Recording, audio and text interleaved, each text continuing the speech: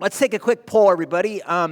With a show of hands, how many of you know what an advocate is? You know what an advocate is? Okay, good.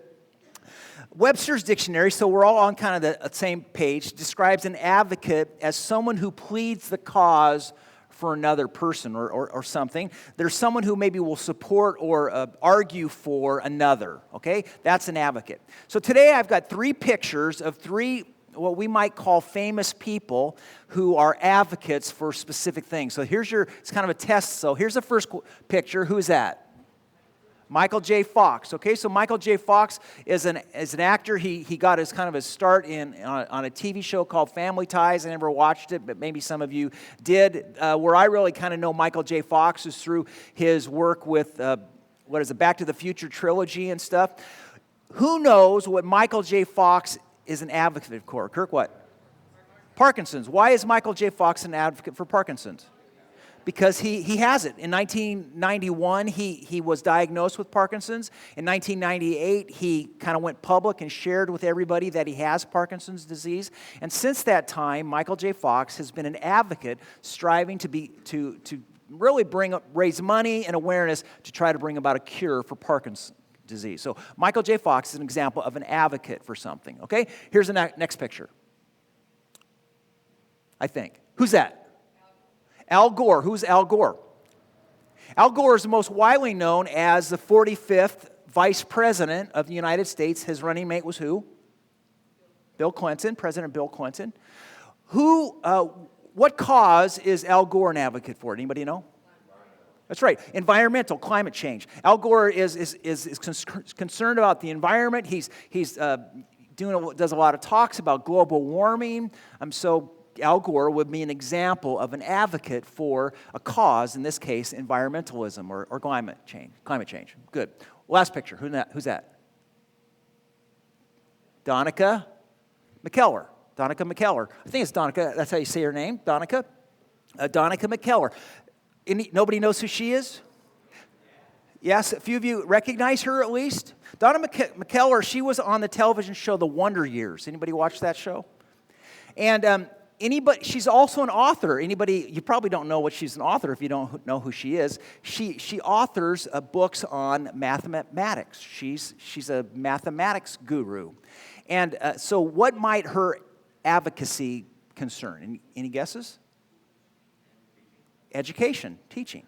So Donica, she's this actress. If you look at her resume, she's just got list after list after list of movies that she has been in, for example. And as a mathematician, she's written like 4 books on the value of studying math, and so she would be what we would call an education advocate. Okay, so here's the question really that I want you to ruminate on during our conversation today.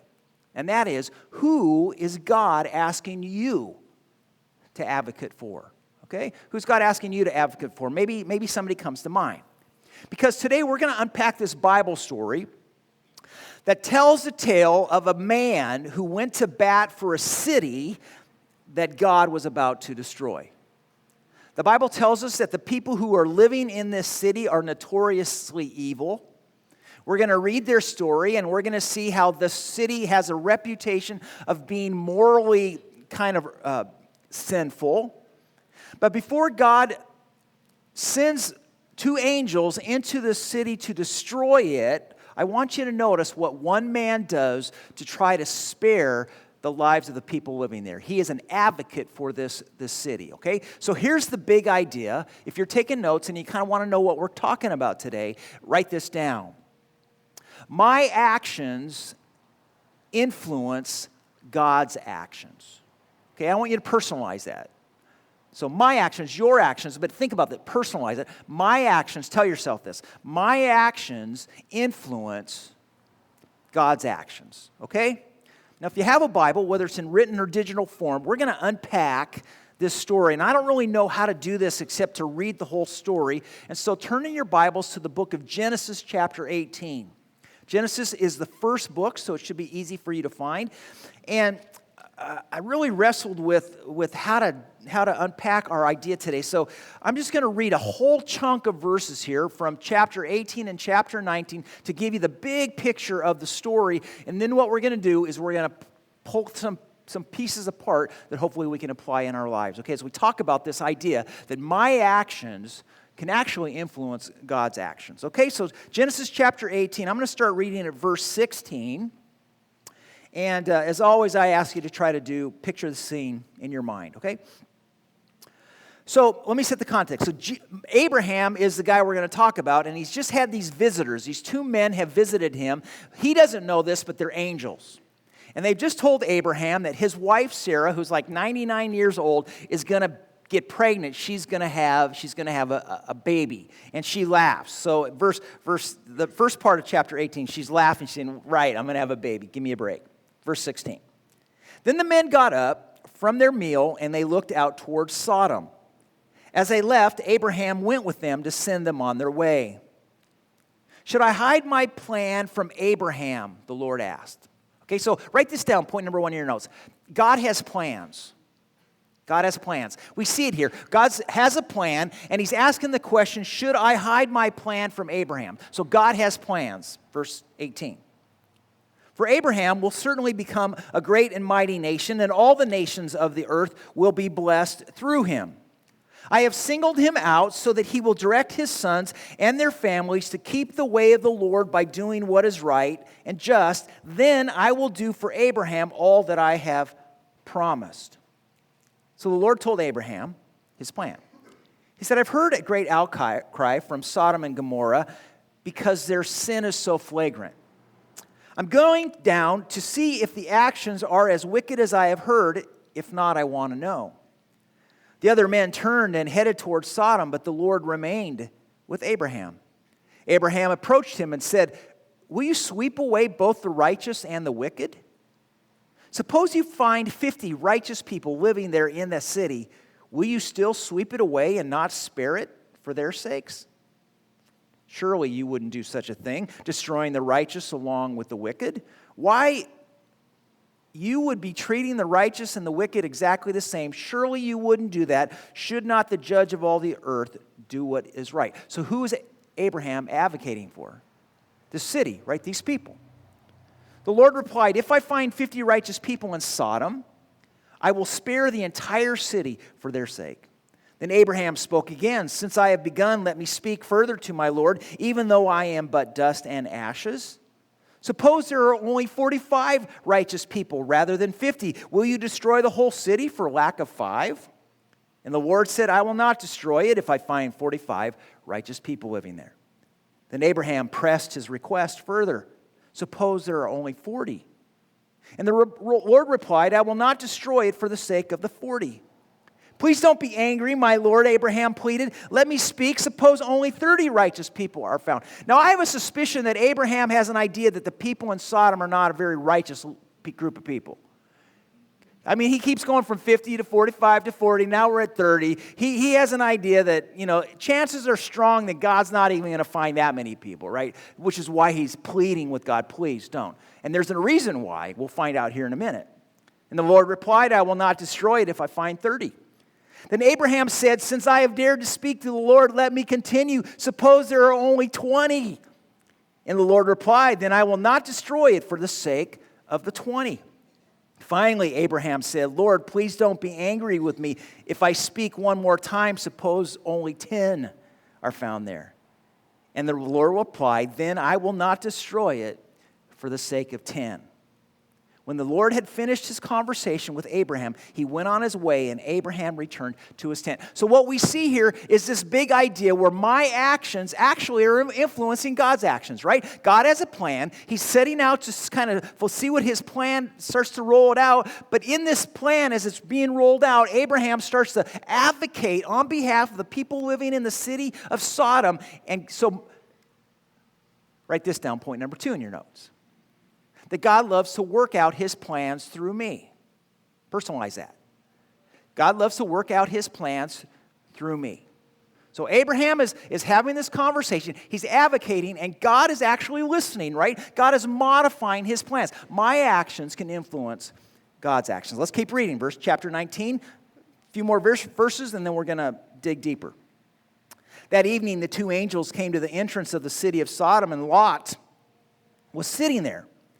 And when he saw them, he stood up to meet them. Now, pay close attention to this. Then Lot welcomed them and bowed with his face to the ground. My lords, he said, come to my house and wash your feet and be my guests for the night. You may then get up early in the morning and be on your way again. Oh, no, they replied. We'll just spend the night out here in the city square. But Lot insisted, so at last they went home with him. Lot prepared a feast for them, complete with bread, fresh bread made without yeast, and they ate. Verse 4. But before they retired for the night, all the men of Sodom, young and old, came from all over the city and surrounded the house. They shouted to Lot, where are the men who came to spend the night with you? Bring them out to us so we can have sex with them. So Lot stepped outside to talk to them, shutting the door behind him. Please, my brothers, he begged, don't do such a wicked thing. Look, I have 2 virgin daughters. Let me bring them out to you, and you can do with them as you please. But please, leave these men alone, for they are my guests and are under my protection. That's the Bedouin way, by the way. Stand back, they shouted. This fellow came to town as an outsider, and now he's acting like our judge. We'll treat you far worse than those other men. And they lunged toward Lot to break down the door. Verse 10. But the 2 angels reached out and pulled Lot into the house, and they bolted the door. Then they blinded all the men, young and old, who were at the door of the house, so they gave up trying to get inside. Meanwhile, the angels questioned Lot. Do you have any other relatives here in the city? They asked. Get them out of this place, your son-in-laws, sons, daughters, or anyone else, for we are about to destroy this city completely. There's God's plan.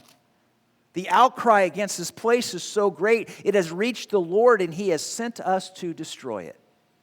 So Lot rushed out to tell his daughter's fiancés, quick, get out of the city. The Lord is about to destroy it. But the young man thought he was only joking. At dawn the next morning, the angels became insistent. Hurry, they said to Lot. Take your wife and your 2 daughters who are here. Get out right now, or you will be swept away in the destruction of the city.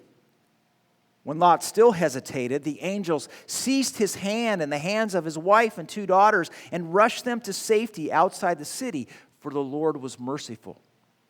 When they were safely out of the city, one of the angels ordered, run for your lives and don't look back or stop anywhere in the valley. Escape to the mountains or you will be swept away. Oh no, my Lord, Lot begged. You have been so gracious to me and saved my life, and you have shown such great kindness, but I cannot go to the mountains. Disaster will catch up to me there, and I would soon die. Please, there's a small village nearby.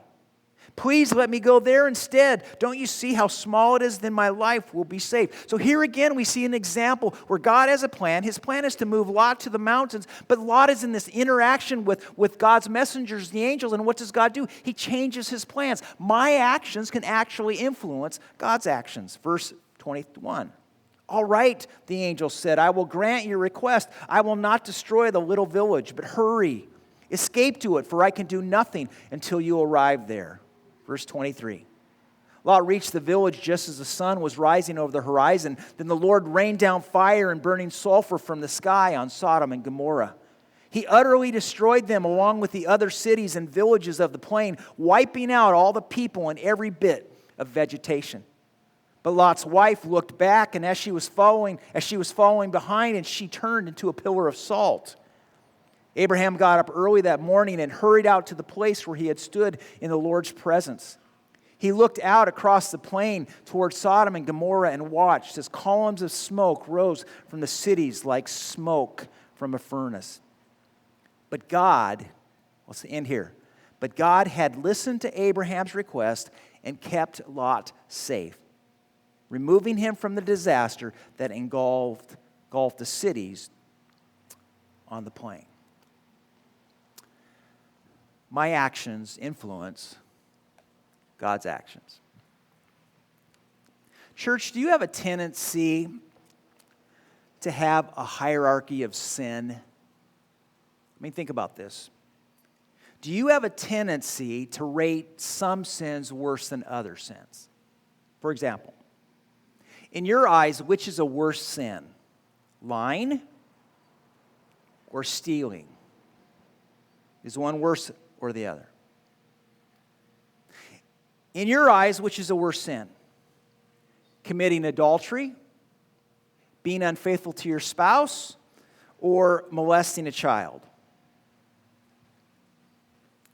In your eyes, which is a worse sin? Espionage, selling some trade secrets, maybe for money, or cheating in order to get ahead? Is one worse than the other? In your eyes, which is a worse sin? Drunkenness or losing your temper? Church, do you rate some sins as being worse than others? Yes or no? I think most of us do. But the question is, what does God do?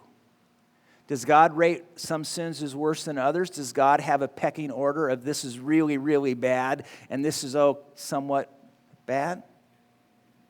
Does God consider some sins worse than others?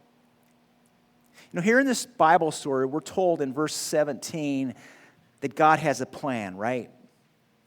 And apparently the sins of the people living in the city of Sodom and Gomorrah, which was the surrounding arena, apparently have gotten so bad that it's drawn the attention of heaven itself. And God's plan, according to this Bible story, is to do what? It's to clean house, right? It's to filter out the riffraff, so to speak. But first, what we're told, before he just starts throwing down hailstones and fire and whatever the case may be, he wants to check things out, doesn't he? And so what's God do to assess the situation? Who's he send in? Sends in these two angels, right? God has plans. Then we read in verse 19, which we already talked about, that God has this conversation with Abraham. Now, who is Abraham?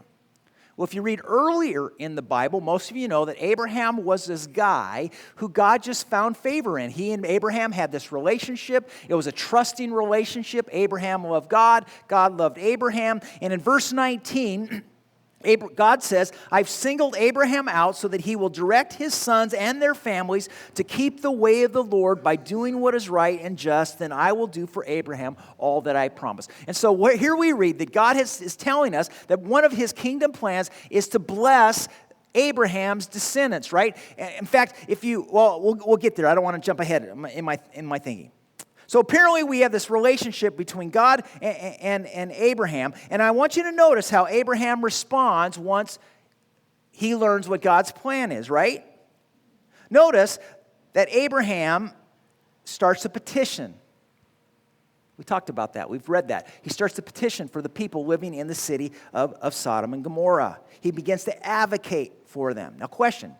Why was Abraham concerned about the people living in the city of Sodom? Anybody know? Lot was there. Who was Lot to Abraham? If you go earlier in the Bible, you will read about, and you'll learn the truth that Lot was Abraham's nephew. When God sent Abraham on this kingdom assignment to leave the land of Haran to go to this new promised land, not the promised land that they eventually led into, but as he left, the Bible tells us that he took Sarah and his nephew Lot. Now, Abraham and Sarah didn't have any kids, right? Right up until the point where Sarah was 99 years old, 100 years old. And so Lot, I submit to you that Lot was like a surrogate son to Abraham. And the Bible tells us, if you read the story, as Abraham and Lot, they move into this new territory, their livestock begins to grow, their estates begin to become so plentiful, but these guys, Lot and Abraham, they start bumping up against each other. And so Abraham says to his nephew, his favorite nephew, his surrogate son, Lot, pick where you want to go. Wherever you go, I'll go in the opposite direction. And you can read earlier how Lot looks out across the landscape and he sees this plush land, I suspect, which is the land of Sodom and Gomorrah, probably a land of valley and richness. And Lot says, I'll go there. And so Abraham says, great, I'll go in the opposite direction. And once he does, God speaks to Abraham and says, Abraham, you see all the sand out here? Your nation, your genealogy, your family tree is going to be as plentiful as all the sand out here in this desert. I'm going to bless you. So Lot goes here, Abraham goes there.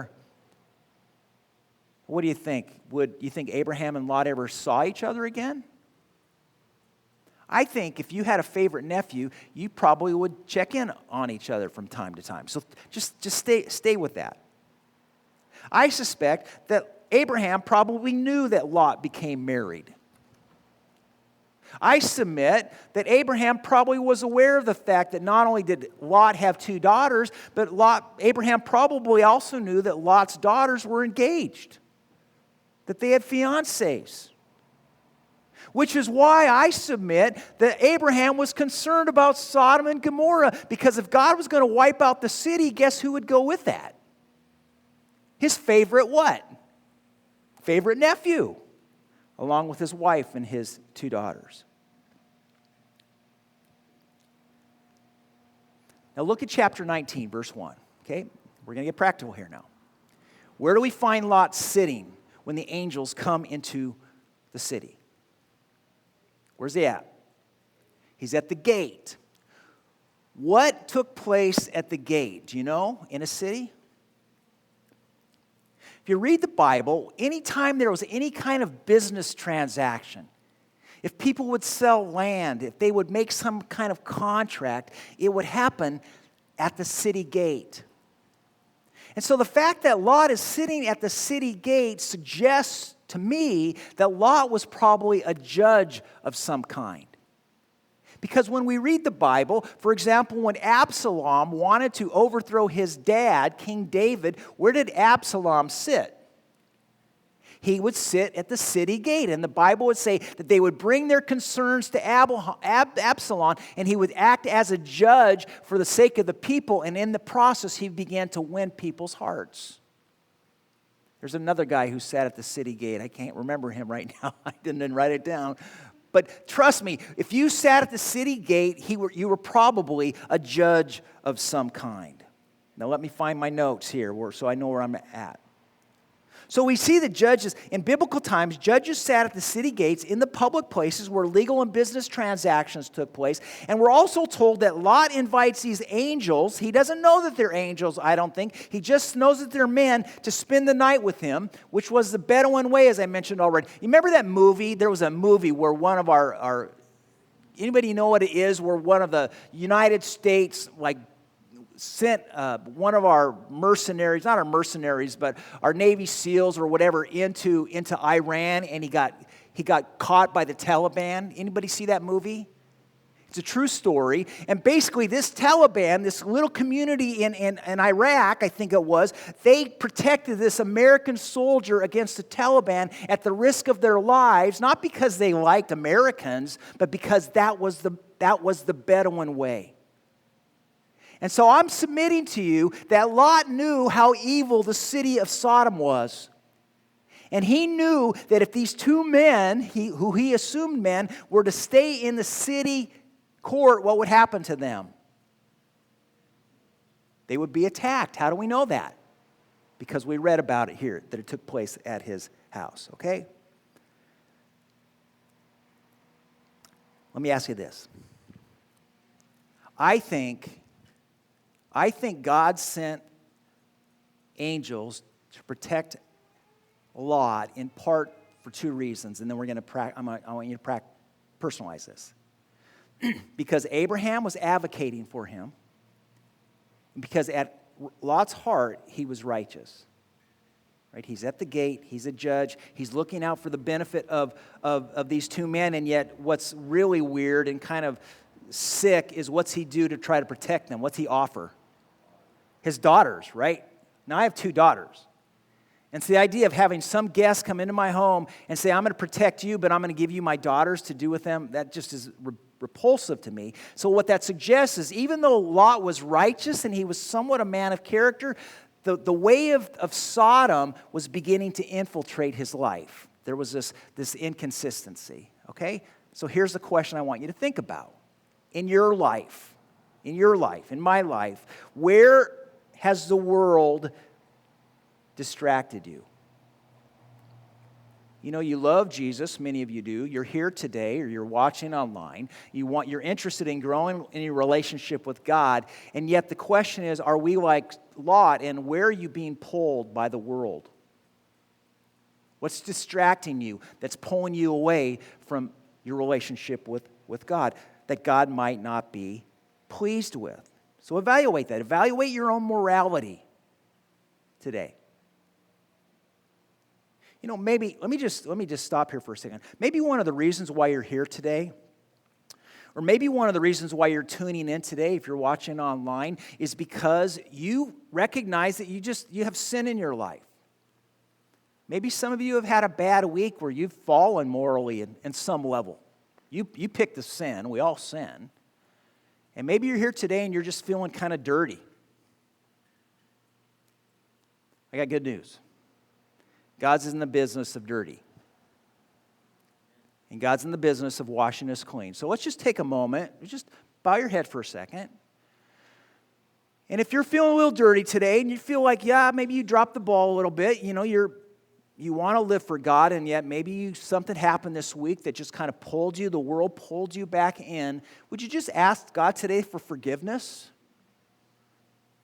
Would you say, Lord, today I come before you and I'm asking for you to cleanse my heart and my mind. Maybe you lost your temper this week. Lord, please forgive me and help me overcome my temper. Maybe you had a lustful thought of some kind for a material thing or for a physical thing of some. Maybe you just say, Lord, today, please cleanse my mind and forgive me and wash me clean. Protect me from the world.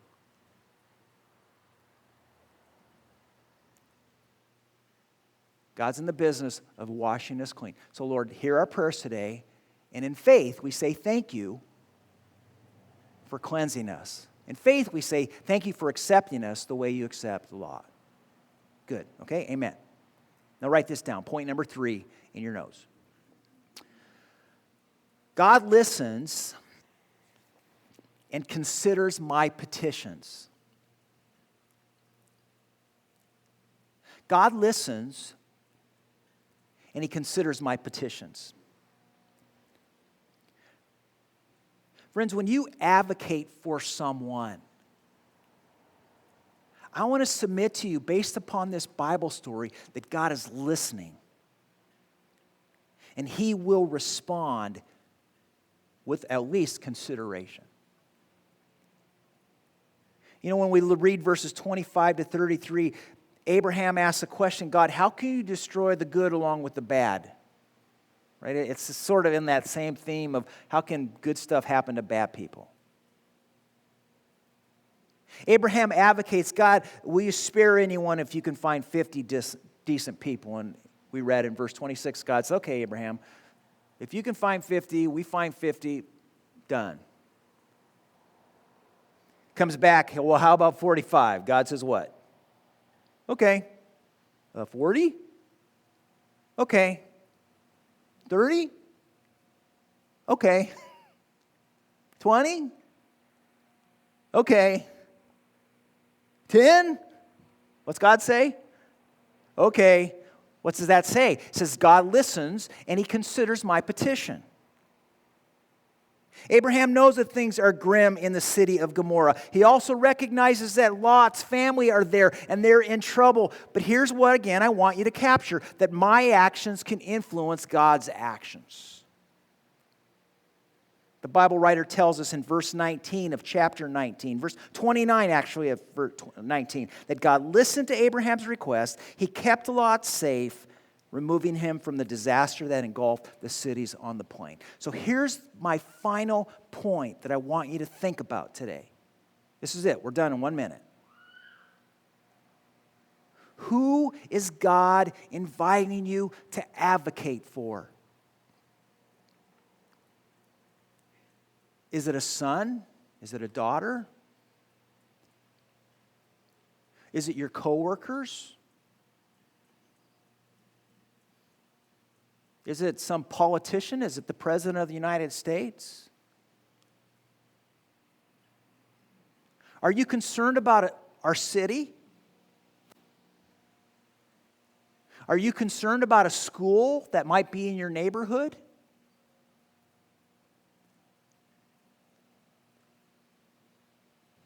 Maybe you have a neighbor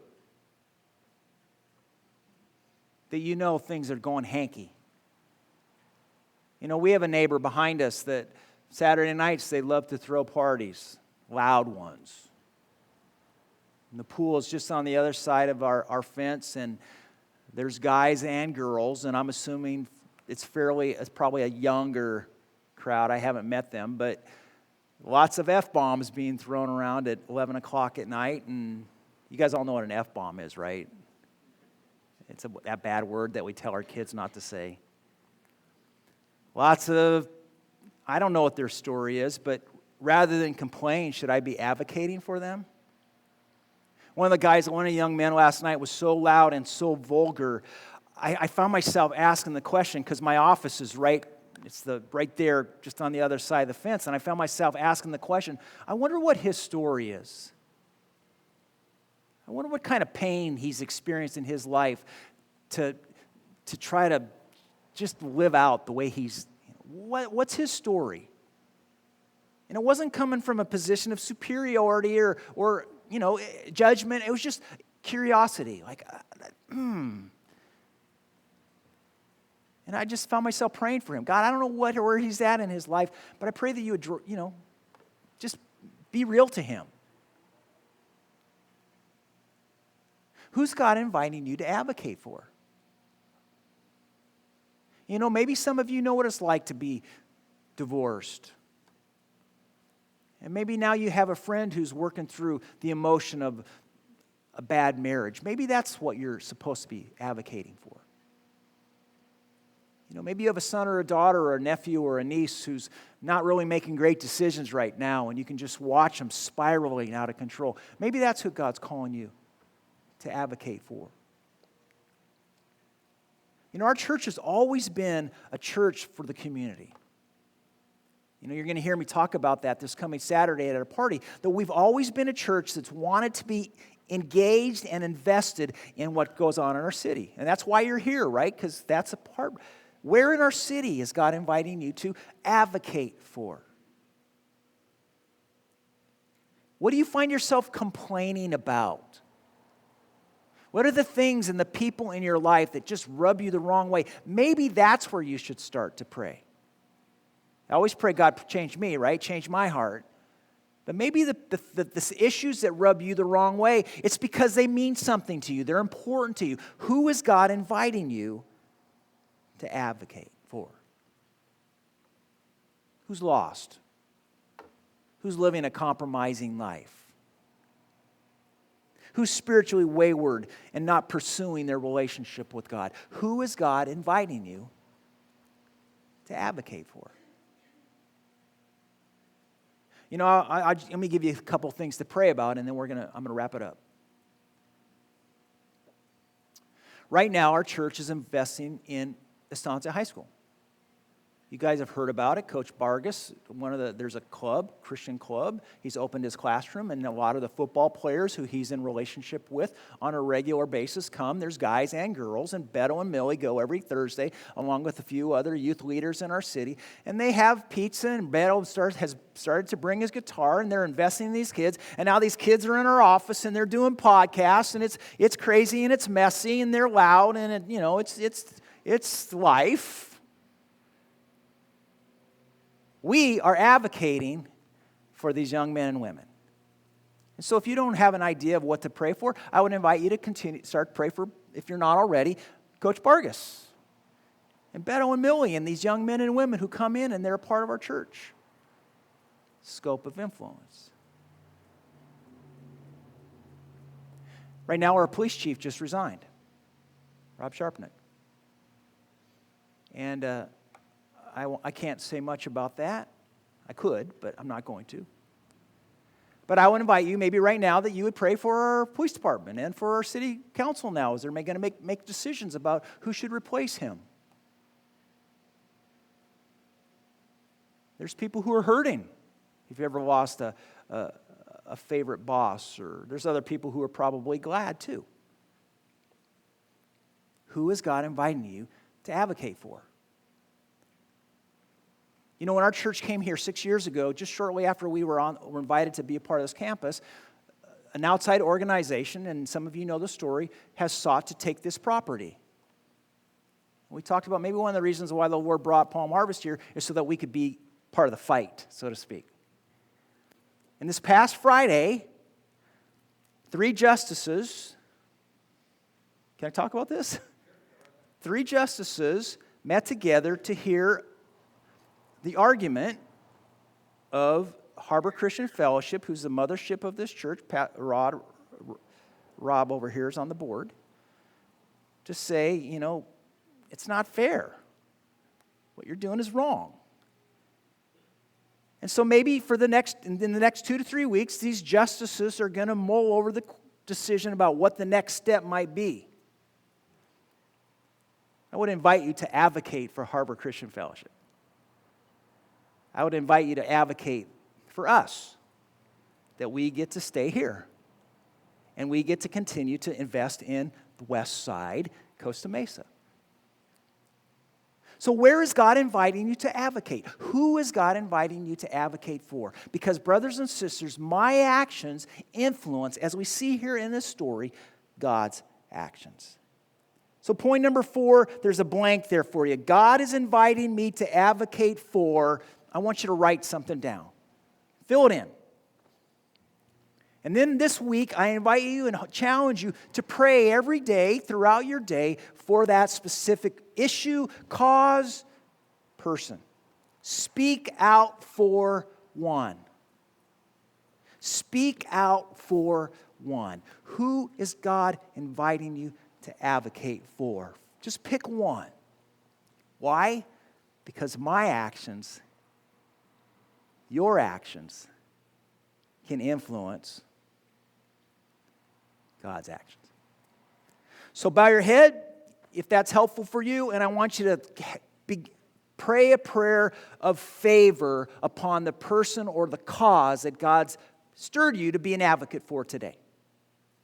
Maybe it is environmentalism. Maybe it is Parkinson's disease. Maybe it is someone who is dealing with cancer. Maybe it is a loved one. Maybe it is a school or a city or a lawsuit thing that somebody you know is involved with.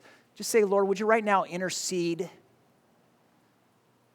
God, right now, would you just bring grace and mercy and forgiveness to this situation? And then tell them what you want. Advocate.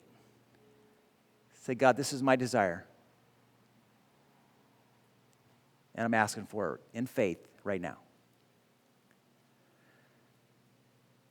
So, Lord, as we end our service today, we thank you for the call to advocate for someone, to speak out for one.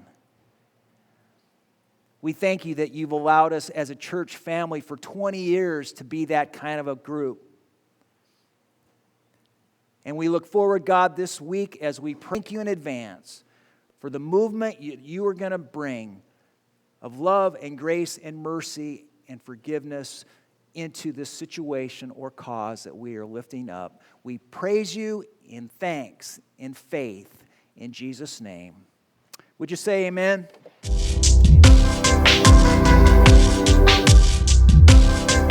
Hi, my name is Melissa Pena. Thanks for joining our online Palm Harvest community. We'd love to connect with you. If there's a specific way that we can pray for you, please send us your prayer requests at prayer@palmharvest.com. If you'd like to support our ministry, please text us at 84321. Thanks again. God bless.